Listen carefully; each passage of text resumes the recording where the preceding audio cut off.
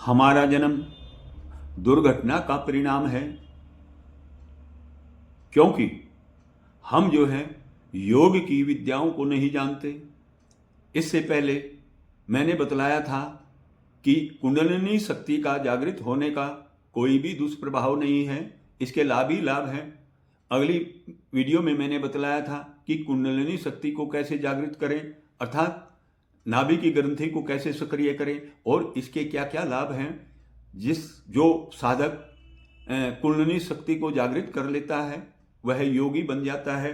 अब योग का लाभ कैसे होता है? संसार का जो स्त्री व पुरुष इच्छित संतान का सर्जन करता है वह योगी होता है। योगी भाव का सदुपयोग करने की विद्या में निपुण होता है। इन विद्याओं को जानने के कारण कभी भारतीय उपमहाद्वीप देवी व देवताओं का निवास स्थान था। हमारे ऋषियों ने जीवन के महत्व को समझकर इसे सार्थक बनाने के लिए ब्रह्मचारी आश्रम में बच्चे को ब्रह्मचारी व संस्कारी बनाने के लिए और जीवन का सदुपयोग करना सिखाने के लिए 16 संस्कारों की प्रौद्योगिकी अर्थात टेक्नोलॉजी को विकसित किया गया था। इस प्रौद्योगिकी अर्थात टेक्नोलॉजी को जानने के लिए अथर्ववेद का अध्ययन करें। प्रथम संस्कार गर्भाधान शून्य से आरंभ होता है। यह नियम है कि शून्य से किसी भी कार्य का आरंभ नहीं हो सकता। किसी भी कार्य को आरंभ करने की प्रेरणा इच्छा से मिलती है। इच्छा को पूरा करने के लिए शरीर की समस्त शक्तियां कार्य करने लगती हैं।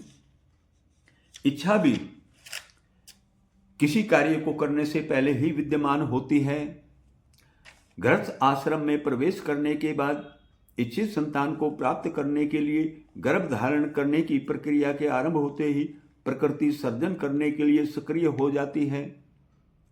इस क्रिया को आरंभ करने से पहले पति पत्नी से पूछता है कि तुम्हें पुत्र चाहिए या पुत्री चाहिए। इस प्रक्रिया में दंपति को पहले से ही ज्ञान होता है कि तुम पुत्र या पुत्री को जन्म देने जा रहे हो। इस प्रक्रिया में घटना घटित होती है। दूसरी ओर जब माता व पिता को जन्म लेने वाली संतान के संबंध में लड़का या लड़की होगी का ज्ञान नहीं होता, तब यह घटना के स्थान पर दुर्घटना घटित होती है। अब यह है निजी जीवन में योग का लाभ। जो लोग ये कहते हैं कि कुंडलिनी शक्ति के जागृत होने से ये नुकसान होगा, ये होगा, वो, देखो भैया, इन चक्रों में पड़ने की आपको आवश्यकता नहीं है। वास्तविकता को समझें। ये वास्तविक अध्यात्म है। अध्यात्म जीवन को जीने की कला है। आपने इस कला को समझना है।